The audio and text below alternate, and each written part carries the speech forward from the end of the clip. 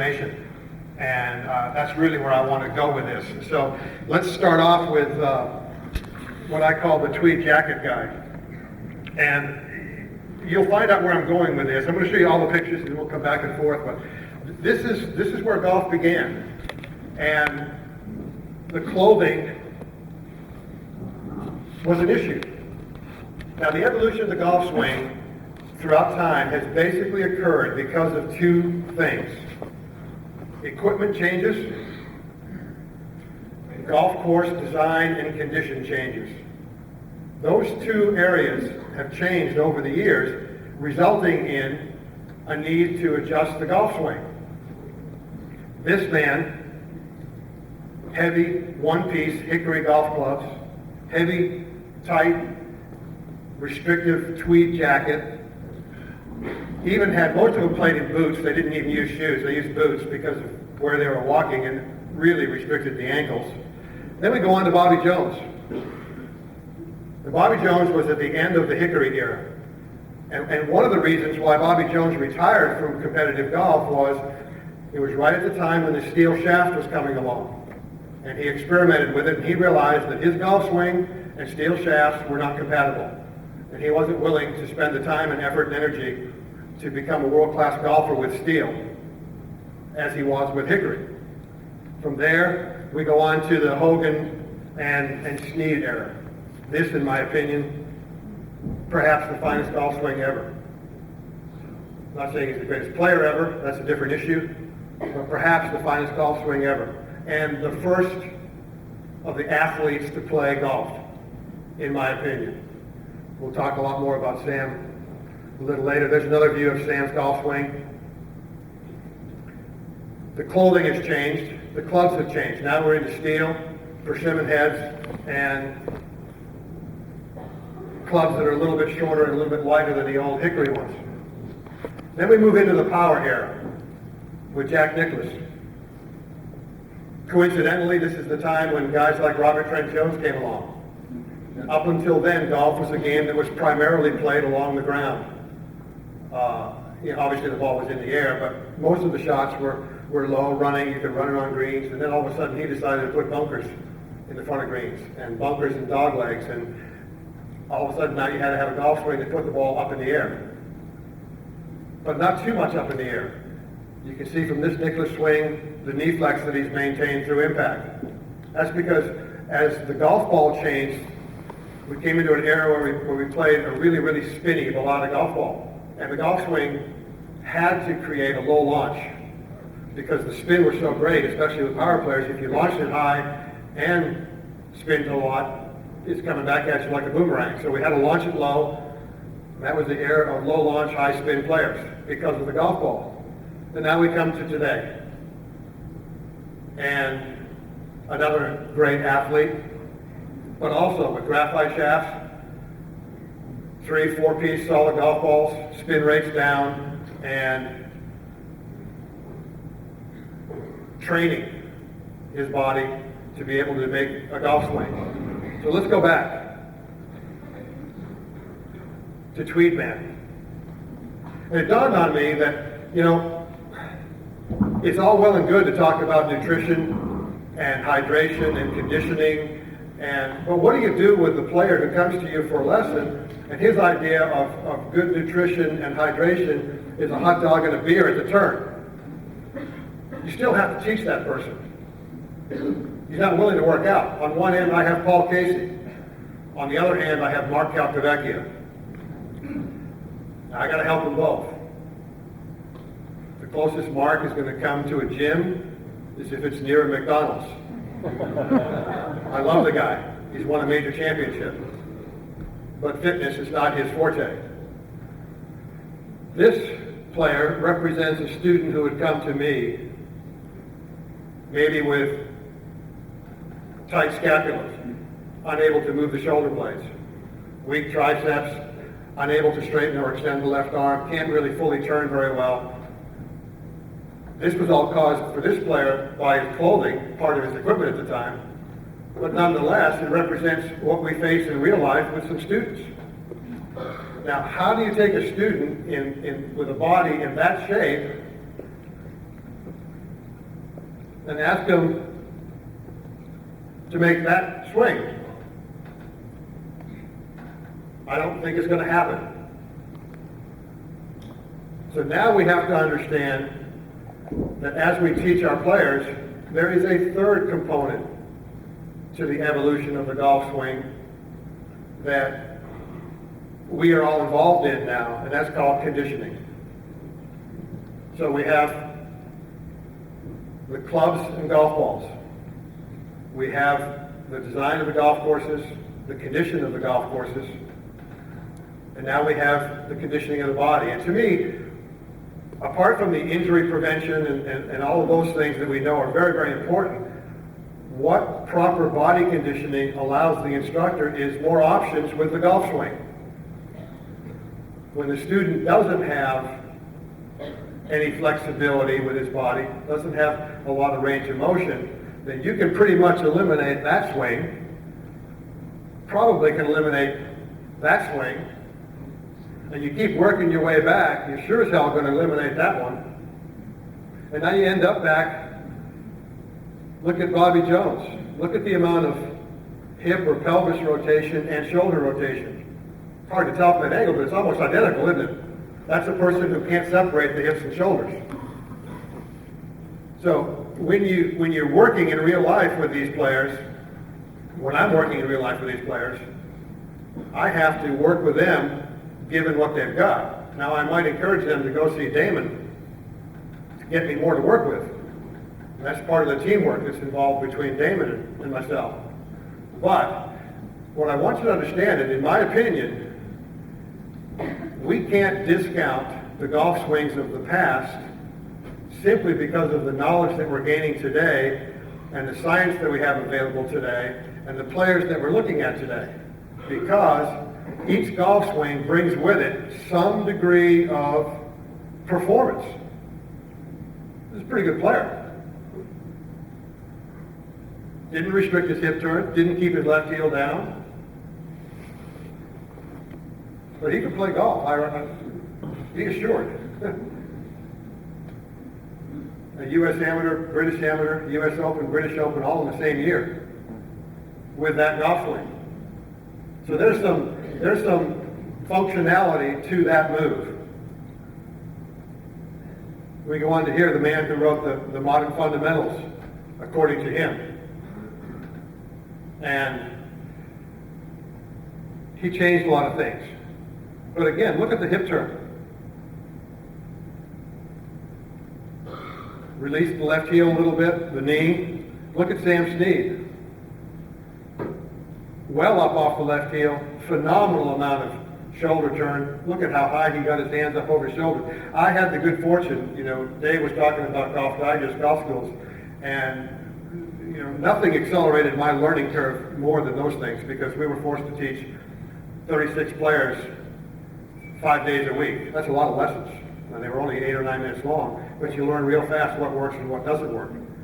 I was the rookie coming along. Bob Tosky, Jim Flick started the schools, then they brought me, then they brought Dave Slough and other players and other teachers.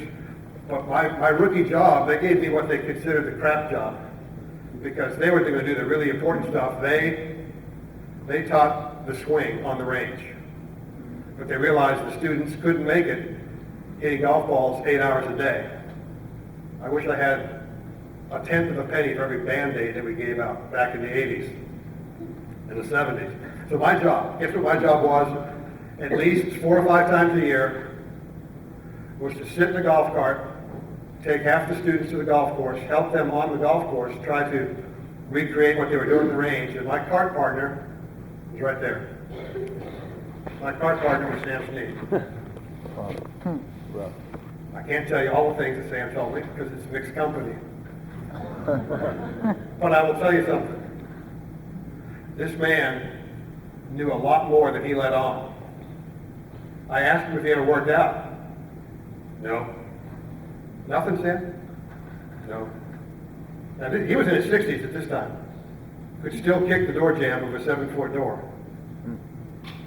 I said, no, nothing. He goes, no, well, I had one of those bull things, that you bend down. They got one of them other ones that you pull open. I use them a little bit. It's really good. Yeah, he says, I broke my 8th one of these last week. So he worked out. Never told anybody because he didn't want to give away any secrets. But he was the first athlete, the first person that I know of that really, really understood the importance of how working out might help you maintain your flexibility, maintain your strength, and help you hit a golf ball farther. And I got to sit in the golf cart with him for a long time and learn from him. And regardless of what anybody may say about the golf swing, and as we get involved with the modern golf swing, which I'm going to talk about in a second, and we understand as teachers all of the complexities involved with that golf swing, we have to be able to communicate it in its utter simplicity. We can't be using the technical terms and the knowledge that we have and dispense that to the student because it's just confusing. Sam said that you never do anything with your body that you couldn't control with your hands. By that I mean, he knew how important it was to drive the legs, clear the hips, turn, all those things. But he never got so dominant with those movements that he couldn't feel where the club head was. Because the ability to put the club head on the golf ball is first and foremost. I know we're entering into a power here in golf, and we're all striving for more elasticity in the body movements and more firing power and so on and so forth. When that overrides your ability to squarely put the club head on the golf ball, you got problems. Sam knew that back in the 40s. And those principles haven't changed, in my opinion. So one of the issues we have, which I'll talk about in a second, of the modern golf swing is it's all well and good to understand hip and shoulder separation. It's all well and good to understand how the muscles fire and what the kinetic chain is and so on and so forth. But is that the creation of the golf swing or the reaction to the golf swing? Do we work out so we can swing harder? Or do we swing harder because we worked out? And just keep the swing under control. According to Sam, you never did anything that overpowered the hands and arms. Now, again, another wonderful motion. And notice in all of these swings, let's go back. We'll go back, Bobby Jones, Tweed man, left heel off the ground. Left heel off the ground. Slight left heel off the ground, well off the ground. Off the ground with Nicholas. On the ground with Tiger. There's one thing that I know in the golf swing that is definitive, beyond any shadow of a doubt, in all of my research, all of my studying, all of my teaching, and only one thing. Everything else is open to debate. But for people to play golf well as they age, the only difference between the ones who can and the ones who can't is their ability to turn. That's the only common denominator I've found. The grips change, this change, that change, you can do this, you can do that, whatever. But the only ones that can still play, go out on the Champions Tour, you watch them. The only ones that can still play are the ones that can still turn. Now, let's define turn. Seems like these guys did a pretty good job turning and releasing their left heel, ankle, knee, releasing the hips. They did what they had to be able to turn their body. Now, we understand now through different research methods that we have and whatnot that restricting this a little bit might create a little bit more elasticity, blah, blah, blah, blah. But can you turn? If trying to create that resistance in the backswing limits your turn, you're not going to be able to play. I missed the memo. I was out one day when all of a sudden keeping the left heel down became a fundamental. In fact, all of my players have to earn the right to play with the left heel down by learning to play with the left heel up. Because it does a lot for you in the golf swing. It helps with your rhythm. It helps with your tension control. It helps with your motion creation. Now, if you're in good enough shape, if you're flexible enough, strong enough to play with the left heel down, there's an argument to be made that it can lead to better consistency, especially as the players become bigger. taller, stronger. But having said that, we cannot teach anything that restricts a person's ability to turn. If you go back all the way to Tweedman, this was the man who was, look at that turn with the shoulders in the back, upper back. He did anything he could to get it back there, including bending the left arm.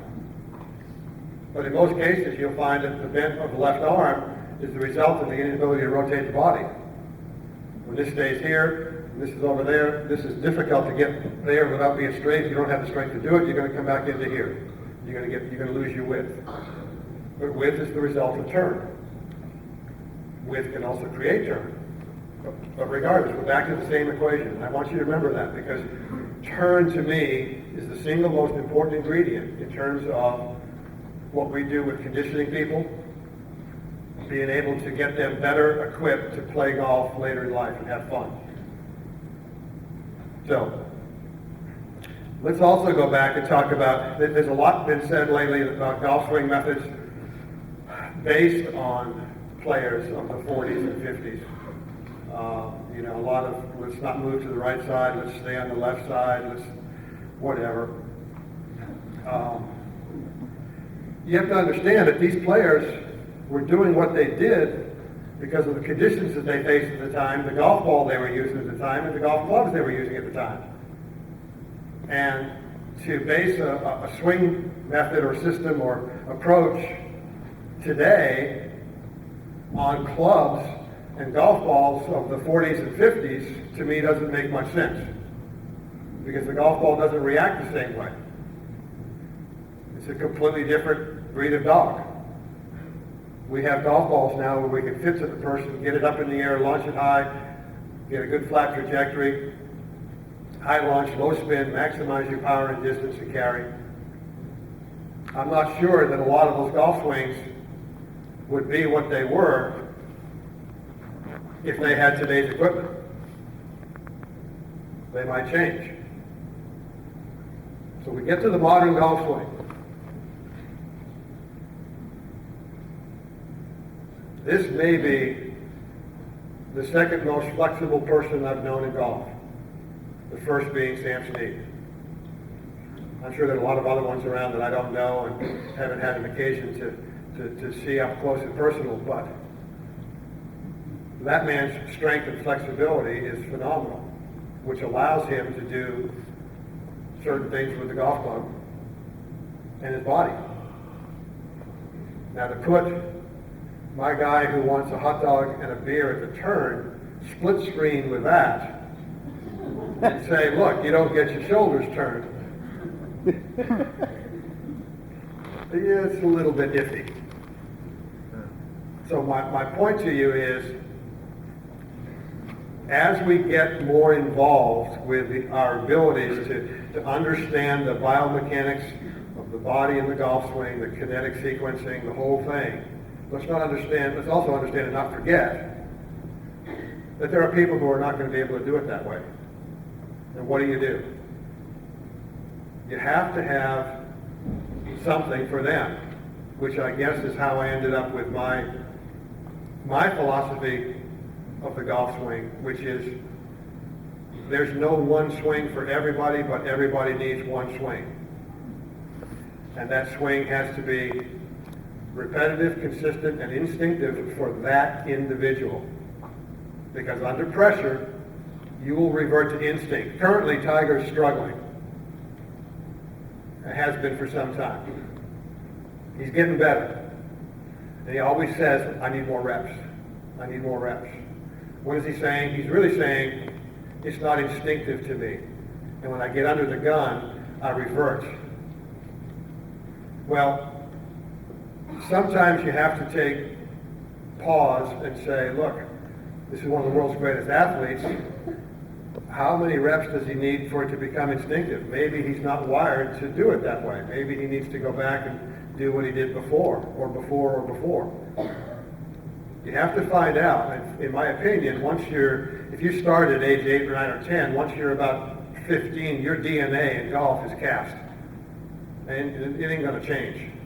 If you learn to swing the arms back, let your body react, and swing them forward, and that's the way you first learned to play golf and did it under competitive stress as a teenager, you're not going to be able to feel comfortable locking your body in, creating the motion with the body, leaving the arms to react to the body. That's backwards for you.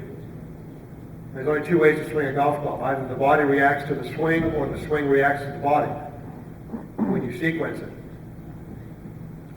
But you got to do what the player can do instinctively. The firing of the muscles doesn't change. It's just the sequencing in terms of how you create it. I always go back to the illustration. It's my Mr. Miyagi deal. If this were a chalkboard, and I were going to, wax on, wax off. Yeah. Well, if I were gonna clean up the chalkboard, I would do this. Okay. And then if I want to go faster, I go faster, and I go faster, and I go faster. What's my butt doing? Where did that power come from to make my arm move faster? Well, it came from the bigger muscles in my body. But I can't stand here and shake my butt and expect this to move if I haven't trained it. It ain't gonna work. So, do you react to the swing? Or do you create the swing? There's two options there, but you can't mix and match. I think there's no disputing where power comes from in the golf swing. And if a person's going to stay healthy and injury-free, you have to stress each muscle in proportion to its size and strength. You can't overdo any one muscle or group of muscles. But please remember that in this motion that we create, there has to be some sort of feel, because that's how we play golf. There has to be some sort of sequencing of the golf swing that person is compatible with. I have players who prefer to lock the arms to the body and really want to work hard on their core and their trunk rotation and the firing of their legs, and they play with a fairly high level of tension in their hands and arms, but they do quite nicely. I have other ones who play in a more relaxed state. Their body works just as well, their core moves just as nicely, still provides the same energy, but they do it in a reactionary sense. So when we get to the modern golf swing, let's understand that there's more than one way to create it. I don't think there's much argument in this room amongst teachers of what needs to happen in order to hit a tee shot 300 yards. But how we get it to happen is a different issue. Now, we don't... I got the clock's not working just yet now. Okay, cool.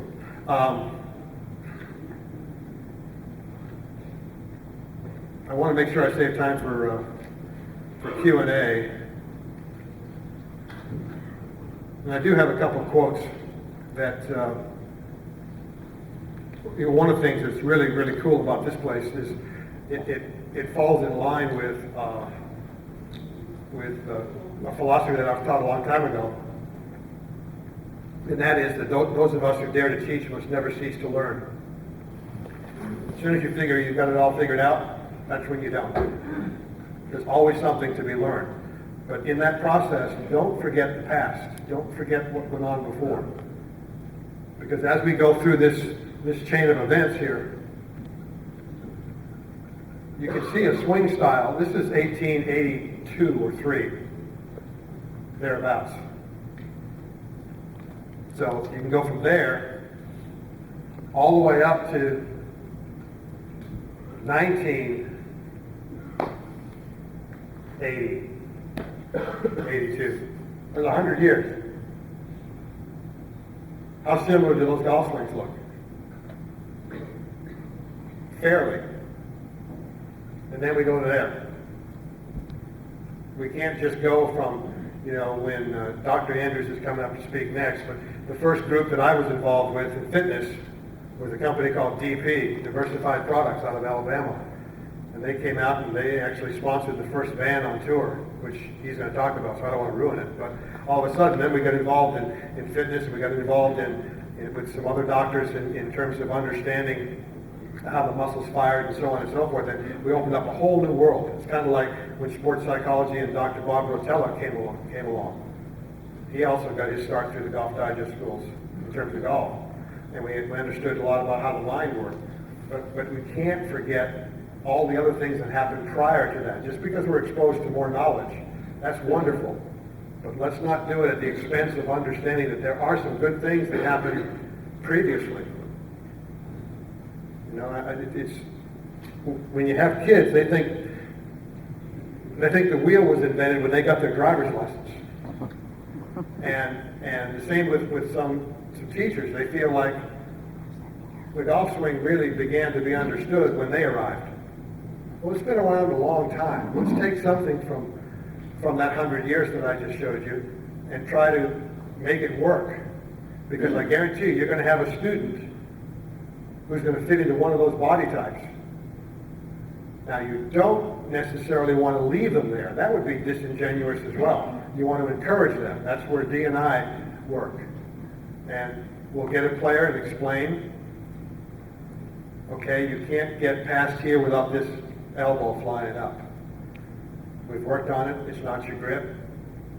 It's not anything other than the fact that you have a really tight right shoulder. Your deltoid is overworking when it shouldn't be, blah, blah, blah. I want you to go see a guy and get tested. They'll go. And through encouragement, we work together, and we will develop a routine whereby I try to show the player the potential they have for improvement in their golf swing if they were to take the effort and time to improve their body. And then conversely, he will tell me after testing the student where their limitations are that I might not have seen because I don't profess to be an expert in that arena like he is. And then I understand that I can't be trying to teach whatever because this person just simply doesn't have the physical ability to get there. And we talked yesterday, or I listened yesterday when people were talking about the relationship. Our relationship is, well, right now it's Monday through Friday at 7 a.m., right? That's my workouts. Workout every day. Normally it's with Paul, Casey. We're in the gym at the same time. And there's always an exchange of information about students during the workout. If I'm really good, I can maybe eliminate a set or two because we're talking about a student. If I'm not so good, I got to do an extra set or two. But our relationship is very active. When my students see me working out, they say, okay, if he's going to walk the walk, maybe I will. You can't be out there out of shape, slumped over, and so you got to go work out. It ain't going to work that way. You're not going to get the credibility, I don't think, from the student. So our relationship, we don't have to text or email or talk on the phone or whatever. We just do it an hour a day, early in the day, before I go to work. And obviously he is working, but that's where we exchange our students and then our students' information rather, and then we get to going on what we're going to do that given day. And especially we exchange a lot of information, obviously, about the tour players. But you know what? Tour players are what they are. But the reality is we all teach far more regular students than we do tour players. There's only so many of them to go around. And if you base what you do off of tour players, I think you're going to really be hurting yourself in the long run. So you need to get the tour players to work out, obviously, because they are elite athletes and they're trying to get to the top of a very, very sharp peak in the mountain. Tiger stayed there for a long time. He's currently fallen off a little bit. He'll be back. It's going to be an interesting year because we have a lot of players. Look at Lee Westwood, dropped to 256 in the world. Part of his recovery to number one is a fitness program. It allowed him to do what he was doing in his golf swing because he got to his mid-30s and couldn't do it any longer in the shape that he was in. So he had to decide, is it worth it or not? Well, he decided it was. And as a consequence, he's gotten back to number one. But that process of what we do with tour players shouldn't be imposed on our average golfers. It should be encouraged. I agree. But I think the onus is on us as teachers to have, you know, a notebook back here with a bunch of different swing possibilities that we can fit to the body that we have to work with, as opposed to trying to get everybody to restrict this, whatever the case may be. I'm not going to go into different styles of teaching, but when you try to put a swing method to a body that can't handle it, you got stress. You got stress, you don't have any fun, and you probably are going to end up with injury. So, I did it. I got 14 minutes and no seconds left.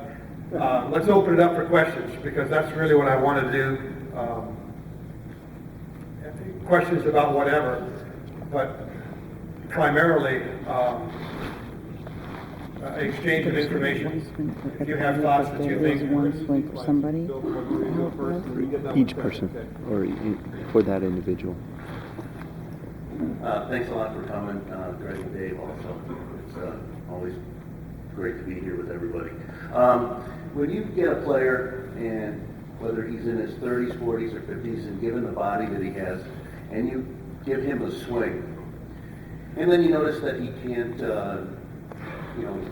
accomplish his swing, and he's too tight, he's this, he doesn't have any rotation. How do you interact with your fitness guy in getting him the swing that he needs, and then come back to you? And now I know for a fact that he's going to increase his rotation, he's going to become stronger, he's going to feel better. Now all of a sudden his timing and tempo is going to change. He's going to be able to accomplish the swing that you want. And so now he becomes frustrated, and he's not hitting the ball as well as he was hoping to. Do you change his swing to match his body now? It was a very good question. In most cases, those changes, if they're done properly, are not done that quickly. And it occurs over a period of time to where, for example, if in fact, we work very hard on getting people, in most cases, when you talk with people like that, it's lack of flexibility initially. They tend to maintain a sufficient amount of strength, but their tension and flexibility is really diminished. Let's say, we'll talk about a 50-year-old. And so we'll give them some stretches. And in the process of giving them some stretches, or testing them out first and finding out where their tight spots are, we will give them a program of, just try this stretch for a week. Just try this, whatever the case may be. And oftentimes, the swing changes without them knowing it. It feels the same to them, even though it's now 2 inches longer. Or they have 5 degrees more shoulder turn. And then I'll let Damon talk about, how he tests with me, but basically we try to get somebody neutral, or as close to neutral as we can, and then work off of that. Thanks to Greg and Dave. This stuff does come on pretty quickly. The exercises that they've come up with give the fitness professional every opportunity to get their player moving better, quickly and efficiently, safely. So it does require that player to be able to rework, and I think the hands automatically, you know the timing of a swing, generally speaking. It's like ping pong or tennis or anything. It's your brain can put that together relatively quickly. So getting that extra range of motion, I find, doesn't really hinder for very long, 2 to 3 sessions. And I'm always a huge believer in under-teaching rather than over-teaching, whether it's with his work or my work. I'd rather do too little initially and leave them wanting more than to do too much right away and then wipe them out. And so if you go slowly enough, over a long enough period of time, you don't feel the difference. It's kind of like losing weight. If you go on a proper program and you lose a pound or 2 a week, at the end of X amount of time, you're Y lighter. You feel better, but you don't really feel that different. You're moving quicker and you notice all those things, but it wasn't like you went on a 30-day fast and dropped all the weight in that time. Now what do I do? So I make the changes very, very slowly, if at all possible. But if his body's making changes faster than you anticipate, then you gotta catch up with If him. the body's making changes faster than I anticipate, then obviously I have to adjust, no question. I Yeah. mean, let's say you have a motivated golfer there. You know, if he's motivated, then he's going to be able to hit enough golf balls to make the adjustment as well. Yeah. He was first. So, do you have a question on that? Okay, go ahead. Let's go first. Hi, Peter. Thanks for coming along. My question is, what do you think, or how has the golf ball changed our swing techniques over the last 50 years? What do you think has been the main change? Great question. The golf ball 50 years ago was a rubber wound liquid core golf ball with a lot of covering. Tremendous amount of spin involved with those golf balls. I've had Titleists make me up some to put on and use on the launch monitor to see just how much difference there is between that and a Pro V or a Pro VX. And basically what happened, and you'll see that, in the 40s and 50s, players would come back and there would be a lot of knee drive. There would be a lot of sag in the knees, and then they would come into impact, and then they had what was called the reverse C position, because that was the only way out of that knee sag. Byron Nelson did a tremendous amount of it. But basically the knee sag allowed you to deal off the club, strike down enough to get a low launch. And if you were to do that today with today's golf ball, it would go like that, unless you're an extremely powerful player. So we don't have enough spin involved in the golf ball to get lift. So now we have to try to return the shaft, slightly leaning forward, but much more closer to 90 degrees than in days past because of how much the ball would spin. So now it's a more rotary motion, staying centered, if you will, not sliding past the golf ball with the lower body and hanging back with the upper body. So the spin rate is what's really changed things. And as well, the drivers,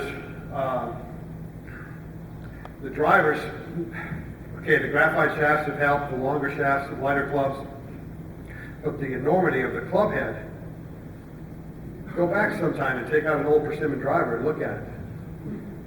And then go ahead and try and swing at it as hard as you're swinging at your club today. There'd be a 50-50 chance you whiff it because of the size of the club head. So it's allowed for a lot more explosive motion. Hi, Peter. Do you require all your students to go through a physical assessment first? Do I require, I don't require it. I highly recommend it. And I do it in the sense that I try to encourage them with their possibilities. It depends on how motivated the golfer is. I mean, if a person's just not that motivated, I might say, you know what, this is what you're going to do, this is how you're going to play, but you know what, if you keep doing this, I see a back problem in your future, or a hip problem in your future, whatever it may be, and so I threaten them with maybe some injuries that might be coming to try and encourage them. Because I find, I started working out with Damon because of an injury. Dr. Andrews fixed my shoulder 50 years ago, I won't say 100. And I re-injured it. I fell, re-injured it a little bit. I didn't want to go through another surgery. God, don't ever do a shoulder. Oh, that's painful. But, so I went to rehab. Went to see David, started working out, started feeling better. Then I started realizing the possibilities, blah, blah, blah. And it's a dual component, You can get people feeling better about themselves, in better shape by working out under the guise that it's going to help their golf swing. But sooner or later they realize, I don't want to miss my workout because I don't feel so good. And so the workout tends to drive the golf swing after a while, where the desire to improve the golf swing was what originally drove the workout. So if you can get them started, I don't demand it, but I highly suggest it. And I don't know what the percentage is, but I would, of my regular students, I would say close to 70% of them. All the way up to one avid amateur golfer who's 72 years old, who now is finally working out. I got time for one more short one. We got one short. Can you just talk a little bit about if your teaching style changed with Paul while he was injured, or maybe leading up to Augusta, the shoulder injury, if you changed anything in the swing, or if you would just, do some of the work with the fitness? Well, Paul had a torn intercostal muscle. He was really cute in all of his press conferences, and he told people he had a torn intercostal muscle because he did it while we were hitting golf balls. But yeah, the golf swing had to change. Really, when you have injury, and that's one thing that's unbelievably difficult. David Duvall, I think, is a great guy. He tried to play through a back injury, shouldn't have, and the consequence of that was basically he lost his game. He's fighting his way back now.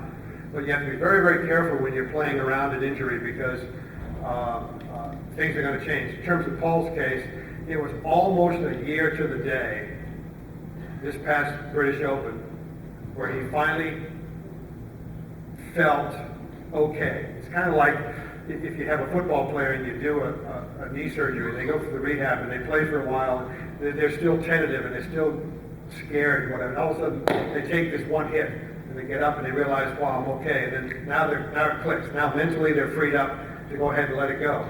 It took almost a year for Paul to get to that point.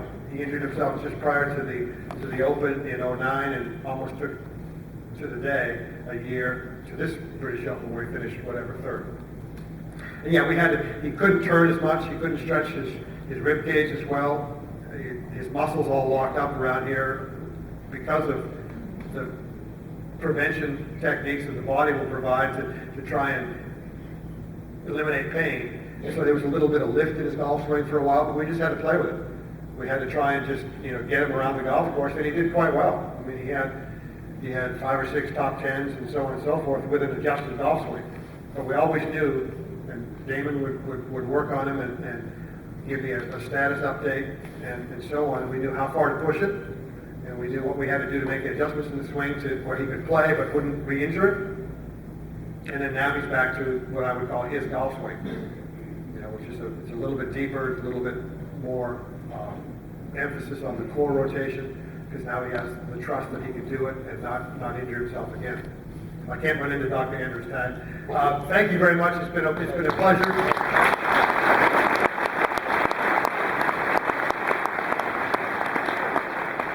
And I will reiterate what someone said yesterday, which was absolutely phenomenal, in that there's all kinds of things that we're trying to do in golf, like the first tee program and lots of things that are all really good to try and grow the game. But there's nothing any better than everybody find one person.